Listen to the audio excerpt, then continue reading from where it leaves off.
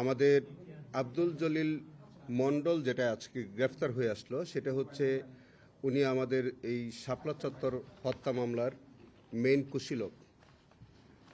তার বিরুদ্ধে আমরা অনেক আগে ওয়ারেন্ট ইস্যু করেছিলাম, তাকে আমরা খুঁজে বেড়াচ্ছিলাম, অবশেষে তিনি গ্রেফতার হয়েছেন এবং সেই মামলায় আজকে তাকে জেল হাজতে পাঠানো হয়েছে। এবং আপনাদের অবগতির জন্য জানাচ্ছি যে এই শাপলা চত্বর মামলার তদন্ত কার্য প্রায় শেষ পর্যায়ে।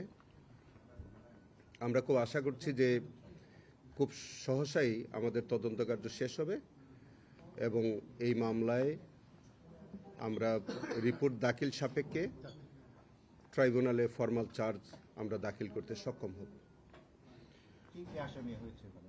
না, ওইটা সবটা এখন এর বাইরে আর কিছু বলা যাবে না, যেহেতু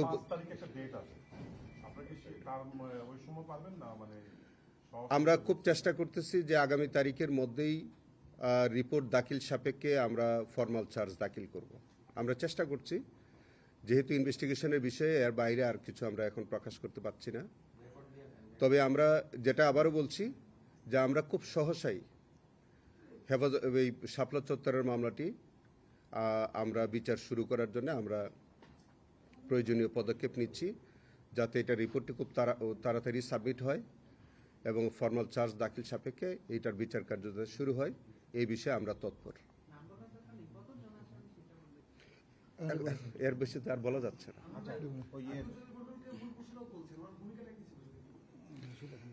উনি মেইন ভূমিকা অনেক ছিল, তার সার্বিক পরিকল্পনাতেই সব ঘটনা ঘটেছে এরকম তদন্তে আসছে। এর বেশি কিছু আমরা বলছি না এখন, যেহেতু আমাদের রিপোর্টের সব কিছু আপনাদের কাছে এখনই প্রকাশ করার সুযোগ নাই। আমরা আইনগতভাবেই আমরা পারি না সব কিছু, আর আমাদের তদন্তের অনেক বিষয় থাকে, সেটা আমরা প্রকাশ করতে পারি না।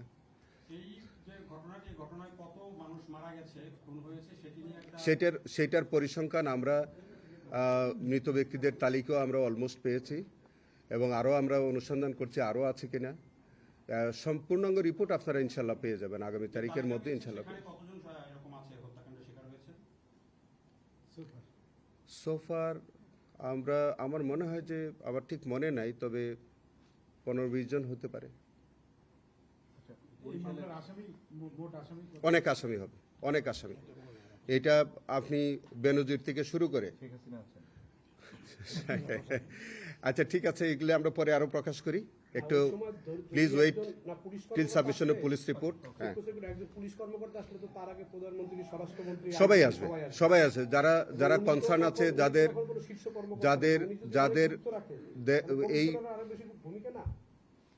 শোনেন, এই শাপলা চত্বর ঘটনায় যারা আসবে সেটা রাষ্ট্রের প্রধান ব্যক্তিও যদি হয় এবং পিয়ন পর্যন্ত যদি হয়, আমাদের তদন্ত থেকে কেউ বাদ পড়বে না। অপেক্ষা করেন, ইনশাল্লাহ পেয়ে যাবেন।